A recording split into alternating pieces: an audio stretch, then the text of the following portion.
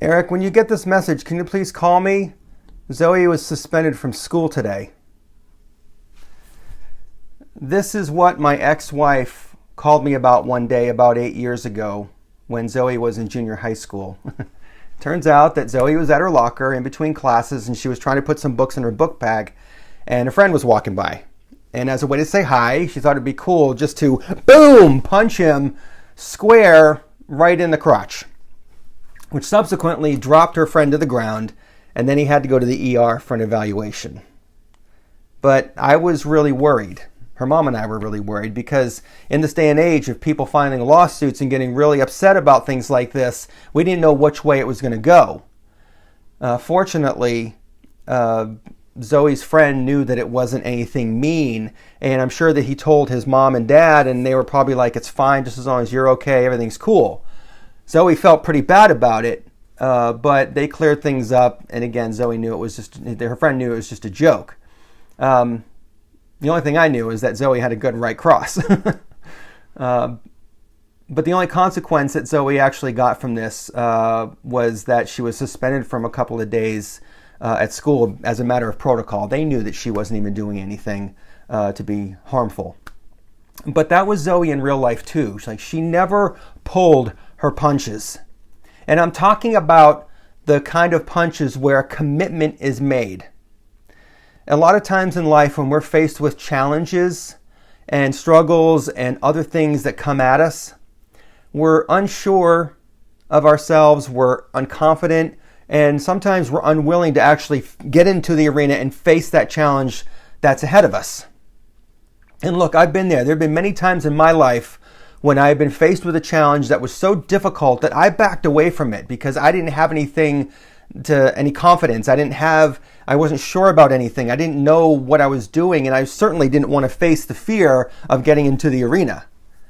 But when I lost Zoe about 4 years ago, something inside of me changed with regards to what I wanted to commit to for a path of healing. I wanted it to be different. I wanted it to be a path that had a brighter future for me. And the only way that I could articulate that at the time was to say that we have to fight for our better days, which are ahead of us. And I know Zoe made a commitment to making positive impacts with everybody that she was around, everybody that she met. And she kind of did this in a few ways that I'd love to share with you. So the first thing that she did was that she always inspired and she gave people hope. This was something that she did with her friends, and a lot of her friends told me about this after she had died. When you met Zoe for the first time, she wanted to establish a deep connection with you right away. For Zoe, it was all about the relationship. And most importantly, though, I think Zoe gave all of herself generously, even when she wasn't at 100%.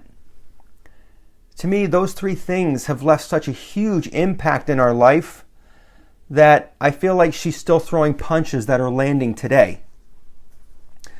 But I'd love to look at what life is like when we do pull our punches, when we do back away from a commitment. One, we live a life of mediocrity. We become victims to the world around us. We feel lost and we have no purpose. We sit in the stands and we make, as a spectator, and we make comments about the men and women and the kids who are in the arena playing with everything that they've got. And to me, that's no way to live life. That's what's at stake here. But if we punch like Zoe, and with everything we've got, and we give everything we've got to others, many changes can happen in our life. When we inspire and give hope, when we go that extra mile in everything we do, it's awesome because, frankly, it's not busy at that extra mile. There's not many people there. We love a little bit more in our family and friendships when we do punch as hard as we can. And as my friend, mentor, and a former Green Beret, Lieutenant Colonel Scott Mann would say, we become a leader without a title. That's someone who is willing to commit to something that is much bigger than they are, and without wanting attention, recognition, or reward. they literally and figuratively punch above their weight. I feel like Zoe was that way. And I also feel like we were meant to punch like Zoe, not pulling anything, but hitting as hard as we can. To me, that's thriving in life.